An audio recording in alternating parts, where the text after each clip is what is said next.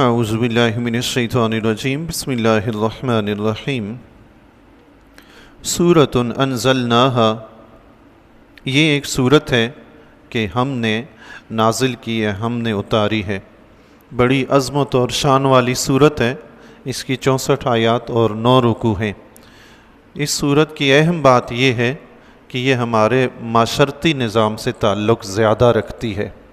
ویسے قرآن سارے کا سارا انسان کی اصلاح کے لیے، معاشرتی اصلاح کے لیے نازل ہوا ہے، لیکن یہ صورت جو ہے بالخصوص ہمارے معاشرتی اور گھریلو نظام سے بڑا تعلق رکھتی ہے۔ اس میں اس طرح کے احکام بیان کیے گئے ہیں، اس لیے کوشش یہ کرنی ہے کہ اس کا کوئی بھی درس مس نہ ہونے پائے، تاکہ ہم پوری کی پوری یہ صورت سماعت کر سکیں۔ یہ صورت جو نازل ہوئی ہے مدینہ المنورہ میں نازل ہوئی ہے، اس کو مدنی صورت کہتے ہیں۔ ہجرت کے بعد سن 6 ہجری کے بعد غزوہ بنی مستلق کے بعد یہ نازل ہوئی ہے۔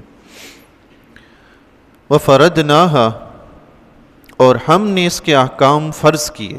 اس صورت میں کچھ احکام رب نے بیان فرمائے۔ رب نے فرمایا ہم نے ان احکام کو فرض کیا ہے تاکہ لوگ اس پر عمل کر کے دنیا اور آخرت کی کامیابی حاصل کریں۔ اس صورت میں احکام جو بیان ہوئے معاشرتی لحاظ سے، ان پہ ہم دنیا میں عمل کریں گے تو ہمارا معاشرہ سدھرے گا، معاشرے میں امن و سکون قائم ہوگا، اور اس کے ساتھ ساتھ ہماری آخرت بھی سنورے گی۔ دونوں جگہ میں اس کے فائدے ہیں۔ وَأَنزَلْنَا فِيهَا آيَاتٍ بَيِّنَاتٍ، اور ہم نے اس میں روشن آیتیں نازل کی، لَعَلَّكُمْ تَذَكَّرُونَ، تاکہ تم نصیحت حاصل کرو۔ کہ یہ اللہ تعالیٰ نے جتنا بھی قرآن نازل کیا ہے ہماری نصیحت حاصل کرنے کے لیے کیا ہے۔ بزرگ ہمارے گھر میں بزرگ ہوتے ہیں، بڑے ہوتے ہیں، ماں باپ ہوتے ہیں، بڑے بہن بھائی ہوتے ہیں، چھوٹوں کو نصیحت کرتے رہتے ہیں کہ یہ کرو، یہ نہیں کرو، یہ کرو، یہ نہیں کرو۔ جو بچے بات مانتے سنتے ہیں، اس سے ان کی زندگی سنورتی جاتی ہے، اور جو نہیں مانتے، ایک وقت آتا ہے معاشرے میں بگڑے ہوئے انسان ہوتے ہیں اور ہر شخص ان پہ انگلی اٹھاتا ہے کہ یہ ایسا ہے، یہ ویسا ہے، اپنی اولاد کو بھی منع کرتے ہیں اس بچے کے پاس نہ بیٹھنا، بڑا گندا بچہ ہے۔ تو نصیحت حاصل کرنے والا انسان اچھا انسان بن جاتا ہے، جو نصیحت حاصل نہیں کرتا وہ برا انسان بنتا ہے۔ تو قرآن سے اگر ہم نصیحت حاصل کریں گے، ماں باپ کی نصیحت سے بندہ اچھا بن جاتا ہے، تو رب کریم کی نصیحت بندہ سنے کتنا اچھا بنے گا، ہیں جی اللہ۔ ماں باپ کا مقام اپنی جگہ، ان کی دانش اپنی جگہ، لیکن رب کی دانش سے بڑھ کے کس کی دانش ہو سکتی ہے؟ تو فرمایا ہم نے نازل کی ہیں آیات بینات تاکہ تم نصیحت حاصل کرو۔ احکام میں سے پہلا حکم شروع ہوتا ہے جی، اللہ اکبر۔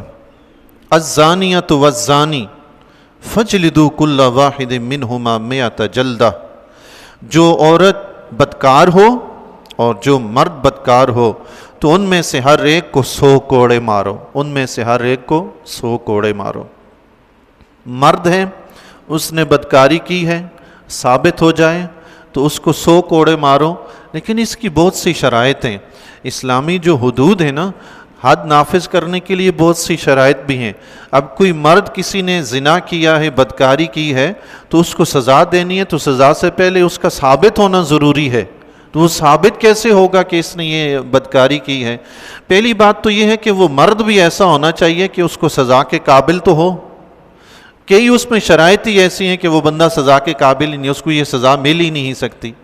مثال کے طور پر وہ غلام ہے، مثال کے طور پر وہ عاقل نہیں ہے، پاگل ہے، تو بھی اس کو سزا نہیں ملے گی۔ یہ عاقل بھی ہو، بالغ بھی ہو، اور غلام بھی نہ ہو، آزاد ہو، اور پھر وہ یہاں جو سزا بیان کی گئی 100 کوڑے کی، اس کے لیے شرط یہ ہے کہ مرد شادی شدہ بھی نہ ہو، اور شادی جو اس کا نکاح ہے وہ نکاح بھی صحیح نہ ہو۔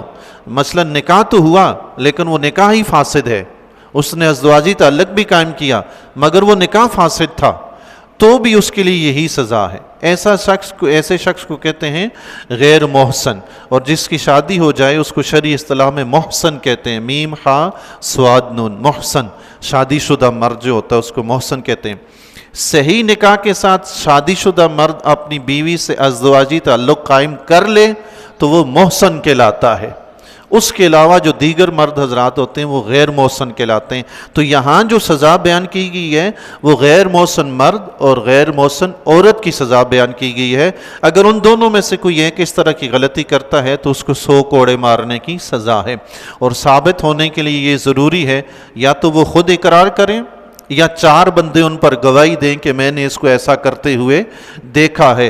اور وہ جو دیکھنے کی گواہی ہے نا، اس کی مثال جو احادیث میں کتب شریعت میں بیان کی گئی ہے، فرمایا دیکھنے کی کیفیت یہ ہو جس طرح رسی کنویں میں، ڈول کی رسی کنویں میں گری ہوئی ہوتی ہے، یا سرمدانی میں جس طرح سرمچو ہوتا ہے جس سے سرما نکالتے ہیں، اس طرح کسی نے دیکھا ہو تو وہ گواہی دے.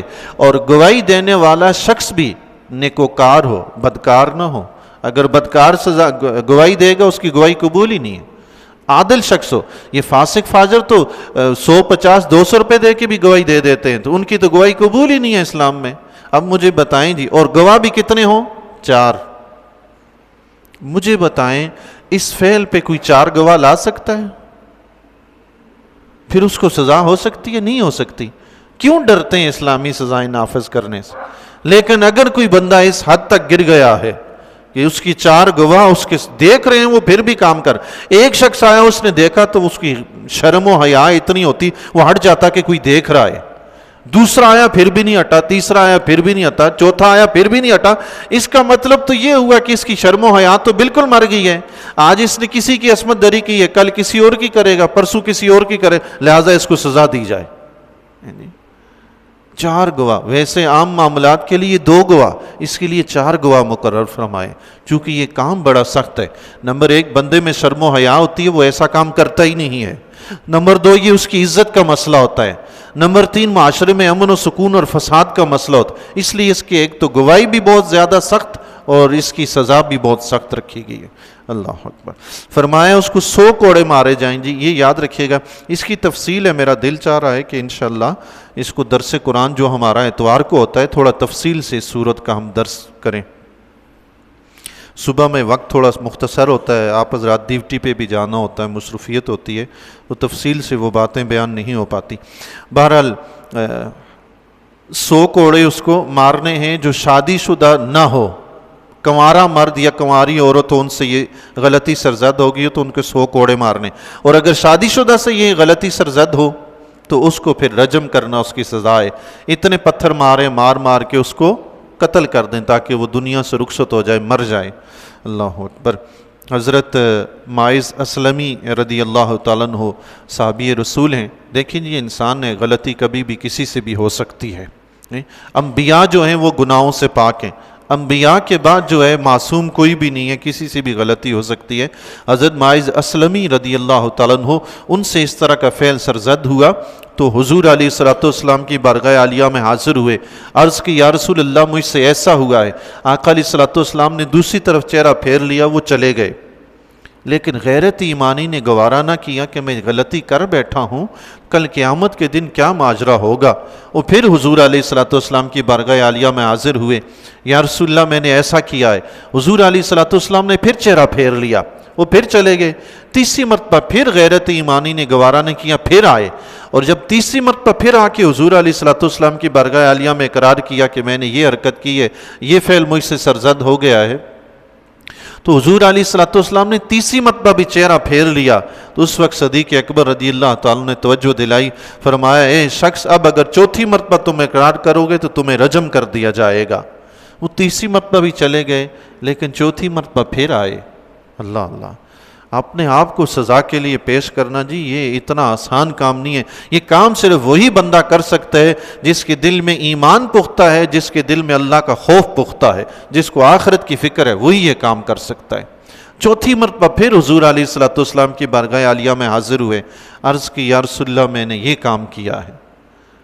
تو حضور علیہ السلام نے فرمایا، پہلی مرتبہ جب حاضر ہوئے تھے تو حضور نے فرمایا ارجع، واپس جا اور اللہ کی بارگاہ میں توبہ و استغفار کر. لیکن اس کے بعد بھی انہوں نے مسلسل 4 مرتبہ اپنے خود اقرار کیا، گواہی دی.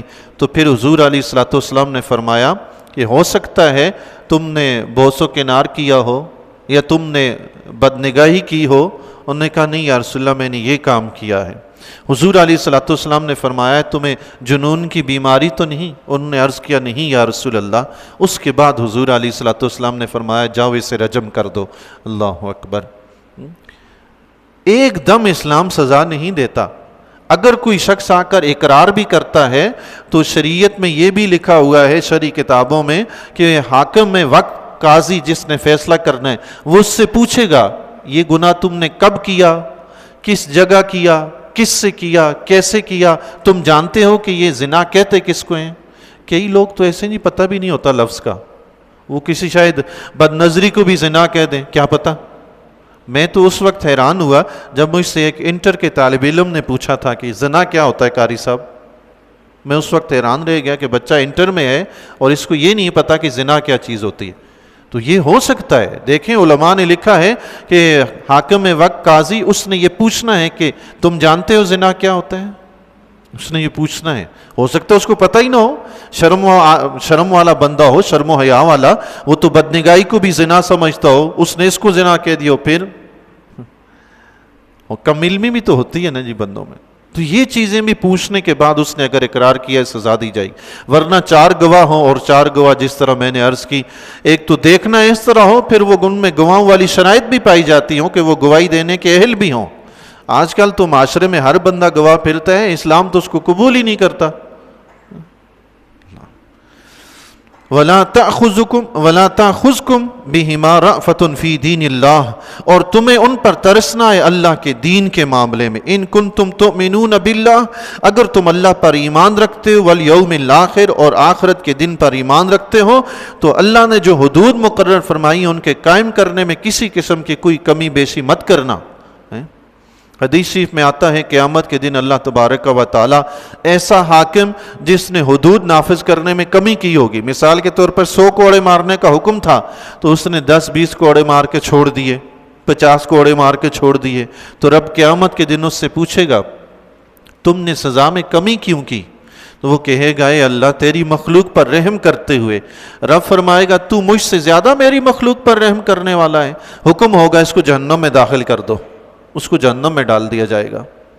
پھر ایک وہ شخص جس نے سزا میں زیادتی کی ہوگی، رب نے 100 کوڑے مقرر فرمائے، اس نے 101 مارا، تو رب پوچھے گا قیامت کے دن تو نے اس کو سزا زیادہ کیوں دی؟ وہ عرض کرے گا مولا دین میں سختی کرنے کے لیے، جو بھی وہ جواب دے گا تو اللہ تعالیٰ فرمائے گا تو مجھ سے زیادہ حکم چلانے والا ہے۔ رب فرمائے گا اس کو بھی جہنم میں داخل کر، اس کو بھی جہنم دھکیل دیا جائے۔ اللہ کے دین کے معاملے میں ویسے ہی عمل کیا جائے جیسے رب اور اس کے رسول نے فرمایا، اسی میں کامیابی، اسی میں فلاح ہے۔ اگر اس سے اونچ نیچ کریں گے نا، بربادی ہی بربادی ہے، ہلاکت ہی ہلاکت۔ اللہ اکبر۔ وَلْيَشْهَدْ عَذَابَهُمَا طَائِفَةٌ مِّنَ الْمُؤْمِنِينَ، اور چاہیے کہ ان دونوں کی سزا کے وقت مسلمانوں کے ایک گروہ حاضر ہو۔ اچھا یہ ضروری نہیں ہے جی، دیکھیں اگر کسی بندے سے بدکاری ہوئی ہے اور اس نے توبہ کر لی تو بھی اس کو سزا نہیں دی جا سکتی۔ یہ کیوں شور ڈالا ہوا ہے کہ اسلام میں سزائیں سخت ہیں؟ لیکن سزا نافذ کرنے کی شرائط بھی تو دیکھیں، وہ ساری شرائط اگر پائی جائیں تو پھر تو ایسا بندہ جینے کے قابل ہے ہی نہیں، اس کو تو مارنا ہی چاہیے نا۔ لیکن شرائط اگر دیکھیں تو اسلام نے اس کو کتنی مہلت دی ہے کہ اپنے آپ کو بچائے۔ لیکن ایک بندہ معاشرے میں سرعام بے حیائی کرنے لگ جائے تو وہ تو پھر معاشرے کو برباد کرنا چاہتا ہے، تو بجائے اس کے کہ پورا معاشرہ برباد کیا جائے، اسی کو کیوں نہ برباد کیا جائے، اسی کو دفع کر دیا جائے۔ یہ بھی موقع دیا ہے اسلام نے کہ اگر بندہ غلطی کر بیٹھا ہے، سزا سے پہلے اس نے توبہ کر لی تو اس کی سزا ہی نہیں ہے، سزا معاف ہے، اس کو چھوڑ دیا جائے گا۔ دیکھیں حضور علیہ الصلوۃ والسلام نے حضرت معاذ اسلمی رضی اللہ تعالیٰ نے جب پہلی مرتبہ اقرار کیا تو حضور نے یہی فرمایا جاؤ اللہ کی بارگاہ میں توبہ و استغفار کرو۔ توبہ استغفار کرنے سے یہ گناہ معاف ہو جاتا ہے۔ اللہ، یہ سزا اسی وقت ہوتی ہے جب بندہ توبہ بھی نہیں کر رہا اور سریعام کرنے لگ گیا، 4 گواہ اس پہ موجود ہیں، تو اس کا مطلب تو یہ ہوا نا کہ یہ تو حد سے گزرا ہوا شخص ہے، اس کو نہ اللہ کا خوف ہے نہ اپنے معاشرے کے امن و سکون کی کوئی فکر ہے، تو یہ تو شخص ہے ہی برباد، اس کو برباد کر دیا جائے۔ تو رب نے فرمایا سزا کے وقت مسلمانوں کا ایک گروہ بھی حاضر ہو۔ دیکھیں جی سزا دینے کے 2 مقصد ہوتے ہیں۔ ایک مقصد تو یہ ہوتا ہے کہ جس بندے کو سزا دی جا رہی ہے وہ اپنے اس فعل سے رک جائے، تو اس کے لیے ضروری ہے سزا ایسی ہو جس سے وہ فعل چھوڑیں۔ اگر سزا نرم ہوگی اس نے کل پھر وہی کرنا ہے کہ خیر ہے بھائی ایک تھپڑ کھا لوں گا، جیسے بچے ہوتے ہیں نا کام نہیں کرتے تو خیر ہے ڈانٹ ٹپٹ ہوگی کیا ہوگا، دوسرے دن پھر نہیں کرتے، لیکن تھوڑی سختی زیادہ ہو تو پھر ڈر کے کرتے ہیں کہ نہیں کل بھی سزا ملے گی۔ تو فعل کی سزا ایسی ہونی چاہیے جس سے بندے کو تکلیف ہو اور بندہ اس سے وہ فعل برا چھوڑ دے، اس لیے اسلام نے سخت سزائیں مقرر کی ہیں۔ تاکہ بندہ وہ فعل چھوڑے۔ اور دوسری وجہ یہ ہے، اور سزا دینے کا مقصد یہ ہوتا ہے کہ دیگر لوگ عبرت حاصل کریں، اس لیے فرمایا سر عام سزا دو تاکہ مسلمان دیکھیں، جتنے لوگ زیادہ دیکھیں گے اتنی بات پھیلے گی کہ سزا ہوئی ہے۔ ہمارے معاشرے میں برائی کو تو عیاں کر دیا جاتا ہے، اس کی سزا کا پتہ ہی نہیں ہوتا۔ دیکھیں نا آج سوشل میڈیا پہ ادھر ادھر کتنی آپ خبریں سنتے ہیں کہ فلاں نے یہ کیا، فلاں نے وہ کیا، قتل کر دیا، چوری کر دی، نعوذ باللہ من ذالک، بچی کے ساتھ یہ ہوا، بچے کے ساتھ وہ ہوا، لیکن یہ کسی کا نہیں سنتے کہ اس کو یہ سزا ہوئی۔ تو کوئی پیچھے کیسے ہٹے ان کاموں سے؟ سزا کا دو مقصد، ایک وہ بندہ خود غلطی اپنی سے باز آئے، گناہوں سے باز آئے، اور دوسرا دیکھ کر اس سے عبرت حاصل کرے۔ یہاں نہ تو گناہوں سے باز آنے والے کی کوئی سزا ہے، نہ ہی کوئی عبرت حاصل کرنے کا مسئلہ ہے، تو معاشرے میں بدکاری بے حیائی نہ پھیلے تو کیا ہو۔ اللہ تعالی ہمیں دین پر سیدھے طریقے سے عمل کرنے کی توفیق عطا